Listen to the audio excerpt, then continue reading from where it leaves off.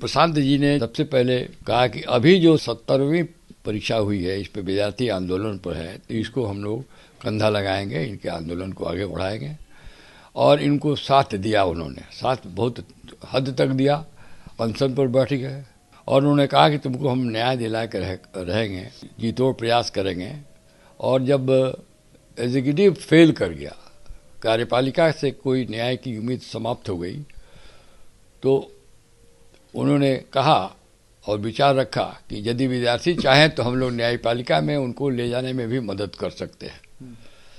तो प्रशांत किशोर जी के इच्छा से और उनकी निर्देश से या उनकी जो मंशा है विद्यार्थियों को मदद करने का, इस विचार से मैं और हमारा पूरा ये लीगल टीम मिलके, और इसमें विद्यार्थी लोग आए। सबसे पहले विद्यार्थी हैं पप्पू कुमार जी, जो अभी ये बैठे हुए हैं बगल में, ये पिटिशन नंबर 1 है, और भी पिटिशनर्स हैं। ये इन लोगों ने केस कहा और पॉइंट लाया और अपनी बात रखी और बताई, तो हम लोग को लगा कि नहीं, केस में दम है। अब 2-3 मुद्दे जो बड़े स्टार्टलिंग है, जिस पर क्यों नहीं सरकार विचार कर रही है, और हमको लगता है कि इतना बड़ा घोटाला हुआ है, इतना बड़ा इन्फॉर्मेटी, इलीगलिटी, अनफेयर मीन्स हुआ है, शायद चीफ मिनिस्टर को भी नहीं मालूम है। कौन कौन सी घोटाले की बात कर रहे हैं? जैसे पहला कि 2 दिन पहले 5000 विद्यार्थियों का सेंटर बदल दिया गया। 2 दिन पहले 5000 एग्जामिनी का सेंटर बदल दिया गया। 13 को एग्जामिनेशन है, कुछ लोगों का 10 को, कुछ लोगों का 12 को सेंटर बदल दिया गया। इसका क्या मंशा है? क्या कोई फेवरेबल सेंटर पर फेवरेबल विद्यार्थी को ले जाना था, या आप एंटिसिपेट ही नहीं कर पाए कैसे अरेंजमेंट कर सकते हैं? तो या तो आपका अरेंजमेंट का फेलियर था, या कोई हैंडल था इसको, तो ये जांच का विषय बनता है। दूसरा, ये ट्विटर पर, जिसको एक्स कहते हैं, 13 तारीख को 1 बजे पूरे बिहार में क्वेश्चन लीक हो गया। पूरे बिहार में 912 सेंटर पर 11 बजे ट्विटर पर लीक हो गया। इतना ही नहीं, जो इकोनॉमिक ऑफेंस का जो थाना है AU, उसको भी 1 बजे इसकी सूचना मिल गई। लेकिन आयोग ने इस बात को नकार दिया है। उन्होंने कहा है कि पेपर लीक नहीं हुआ है किसी तरह। आयोग जांच क्यों नहीं कराती है? प्रश्न यही है कि हम लोग क्या कह रहे हैं, ये जांच का विषय है। हम कह रहे हैं बहुत सीरियस बात है इसकी जांच, तो आयोग पर क्यों जाते हैं? सरकार को जांच करानी चाहिए। आयोग तो खुद कल्प्रिट है, इन्वॉल्व है, ये आयोग का फेल्यूर है। आपने कहा आयोग इन्वॉल्व है, पेपर लीक में बोल रहे हैं?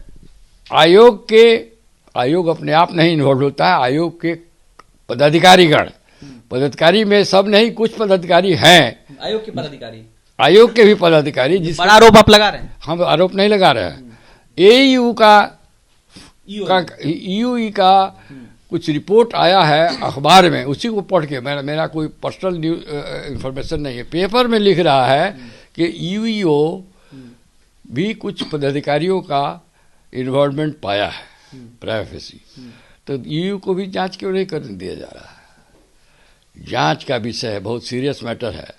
अपना ही SOP इन लोगों ने फॉलो नहीं किया है। 18 सेंटर्स पर तो डायरेक्ट एविडेंस है हम लोग पास, जो हम लोग लिखा है कि जहाँ गड़बड़ी हुई है, जैसे Jamui high school, BS college Danapur, Islamia high school, AN college, ज्ञान स्कूल, ऐसे इन सब कॉलेज में क्या गड़बड़ी पाई गई है? गड़बड़ी पाई गई है कि कहीं बायोमेट्रिक्स ही नहीं लिया गया, कहीं इन्विजिलेटर ही नहीं गया, कहीं 10 मिनट 15 मिनट लेट से एग्जाम शुरू हुआ। और देखिए ना, some official came and turn off दी, अच्छा, SOP के अनुसार हर जगह जैमर लगाना है, तो जैमर नहीं लगा। मैक्सिमम या मोर देन 50% जो एग्जामिनेशन सेंटर है 912 में जैमर नहीं लगा। क्यों नहीं लगा भाई? और विद्यार्थी बहुत से स्टेशनों पर मोबाइल लेके गए अंदर, जैमर नहीं है, मोबाइल लेके गए हैं, क्या समझ सकते हैं इसके पीछे क्या क्या क्या अनफेयर मीन्स, इससे बड़ा क्या हो सकता है? एसओपी के अनुसार है कि जब बंडल ऑफ क्वेश्चन हो तो विद्यार्थी एग्जामिनी के सामने खोला जाएगा। कोई बिरले ही स्टेशन ऐसा है एग्जामिनेशन सेंटर जहां bundle of questions were open in the presence of the examinee. इसके पीछे क्या है? और ऐसा ऐसा प्राइवेसी एविडेंस मिला। अब जैसे बापू सभागार का ही ले लीजिए, तो बापू सभागार में 173 ही सेट ऑफ क्वेश्चंस आया, 100 इन प्लेस ऑफ 192। क्यों हुआ? क्या कमीशन को पता नहीं था? सबसे बड़ा स्ट्रैटेजी है कि बापू सभागार का सुपरिटेंडेंट का डेथ हो गया, तो रिपोर्ट किसने दिया? और वो डेथ कैसे हुआ? इतना प्रेशर में तो नहीं हो गया कि जो इतना बड़ा इलीगलिटी देखा, बेचारे प्रेशर में उससे से during the course of examination he that. तो अब क्या बात है क्या नहीं है, तो ये भी तो जांच के विषय है। जांच करने से क्यों भाग रहे हो? और सरकार कह देती है कि पब्लिक सर्विस के विषय जांच करेगा, तो क्या जांच करेगा भाई? वो तो खुद ही इन्वॉल्व है, उसी का अफेयर्स है, उसी का फेल्योर है। अब पुराने ज़माने में विद्वान लोगों को पब्लिक सर्विस कमीशन का चेयरमैन बनाया जाता था।